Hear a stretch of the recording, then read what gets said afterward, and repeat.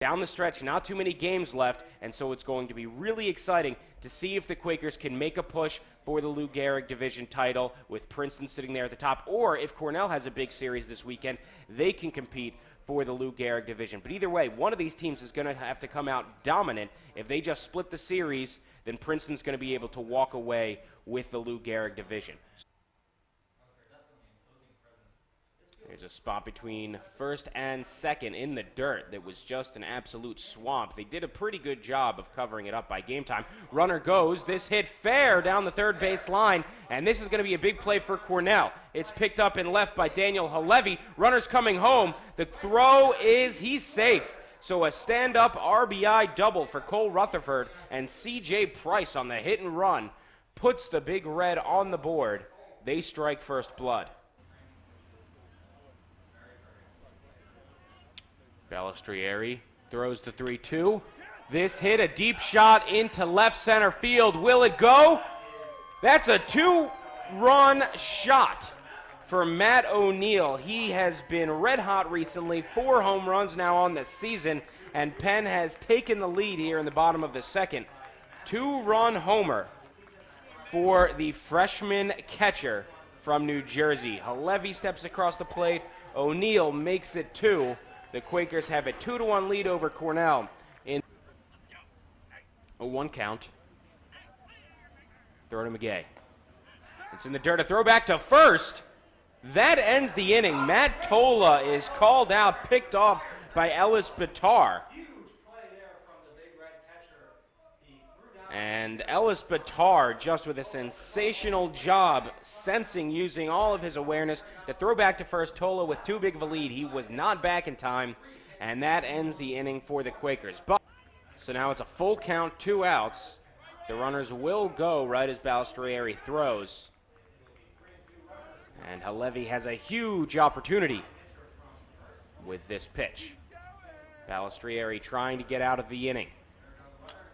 This hit lobbed up between first and right. It's caught by Lowell. What a great defensive play by Elliot Lowell coming over from second base, as he was probably the furthest away from it when the play began.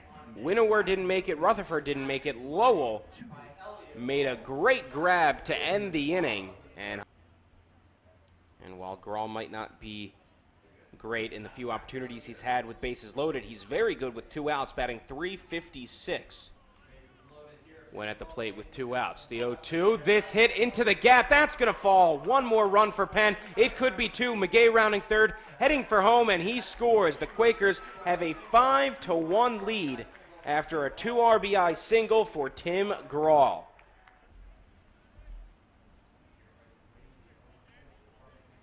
Here's the 0-1. This hit to left field. Sack fly could be successful for Cornell. Halevi makes the catch. He's going to throw home. Winnower running, and he scores.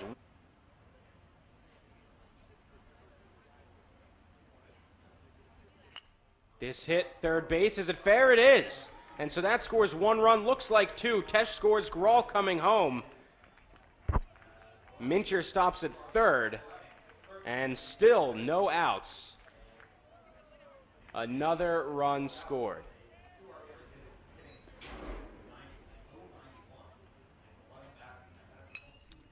This is a fly ball towards second. Tola is under it and makes the final out of the game. The Penn Quakers have won 13-2, the final score in this ball game. The pitch to Mincher. Mincher shows bunt and gets down an incredibly successful bunt. He might turn this into a single. He does. Ryan Mincher with the drag bunt. It's picked up by Peter Lanou, but with Josh Arndt, the third baseman, having to guard the bag, he couldn't charge in and grab the ball, and because of that, all the runners advance. Tesh moves on to third, Grawl moves on to second, Ryan Mincher gets the infield single, bases loaded, no outs, and this might remind you a lot of the 5th inning of game number 1, because that was a huge rally with no outs, and Penn just blew the game wide open. They could do it here, but instead of the 5th, it could be right off the bat. Daniel Halevi batting, and he's going to get an RBI. A single into left field Gary Tesh steps home. The runners stop after one base. And the Quakers take a 1-0 lead right at the beginning of this game here in the bottom of the first.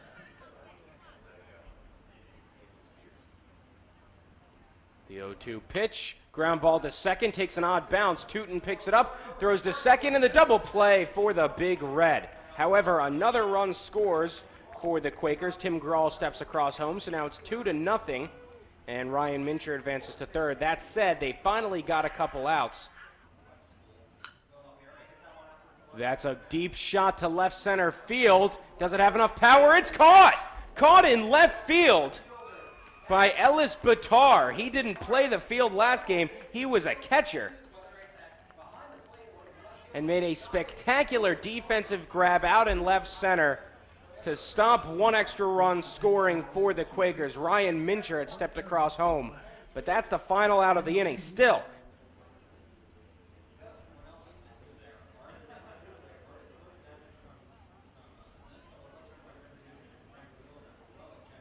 pitch, this hit into left center field. It curves a bit. This is going to be a run for the Big Red.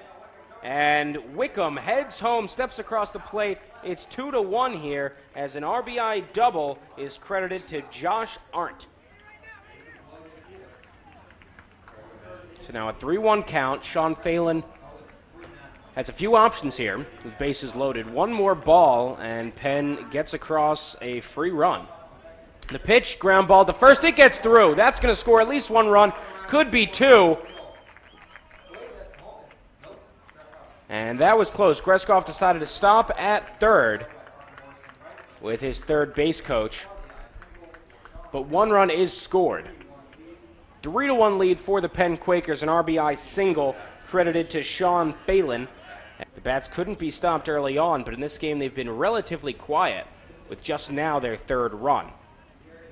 0-2 pitch, big cut, and he's out. First base isn't empty. So it doesn't matter that was in the dirt. McGay goes down. Peter Lanoux trying to get out of this sixth inning. As I'm sure when his head coach, Dan Pepicelli, came out, that's what he was talking to him about. Trying to get out of the inning before they have to think about going to the bullpen. Shows bunt to throw back to third. Greskov is out. And that ends the inning with bases loaded. Greskov is furious with himself.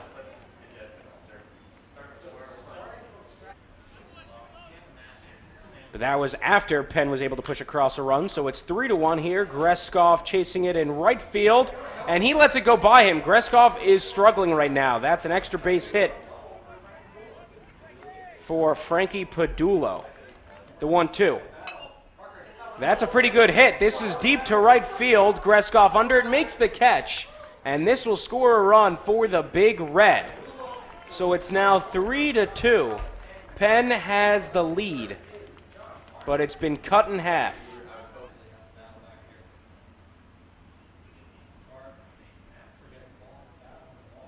Pitch to Batar. This hit to short, it gets through, and Cornell has tied the game up. An RBI single for Ellis Batar, and all of a sudden it's 3-3. The Big Red push across 2 runs here in the 7th.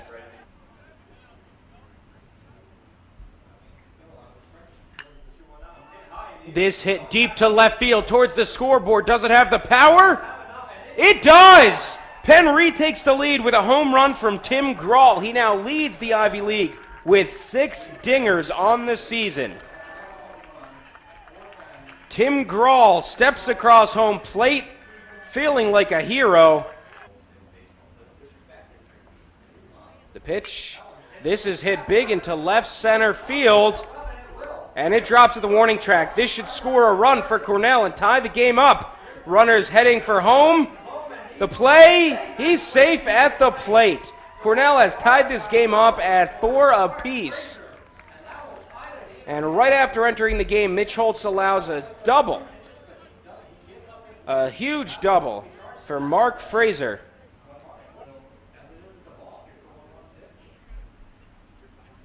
The 1-1 from Nelson. Big shot into center, and with the outfield in, this could be... That's off the top of the wall. He's rounding second, heading for third, and he's going to stop at third. A stand-up triple off the top of the center field wall from Dale Wickham. Here's the 1-0. Hit right through the center. Another run for Cornell. They've now scored 5 runs in the 7th and the 8th. They've got a 6-4 lead. And the Big Red have finally gotten their bats going. And Nelson, this is a hit into center. Could be another run. Tesh charging. Wickham headed for home. And scores. And runner into second. Or excuse me, Josh Arndt. So Josh Arndt comes home, gives Cornell a 3-run lead, and Griffin Tootin with a double. No outs here to Matt McGay, the leadoff hitter this inning. The payoff pitch is outside. No, a called strike.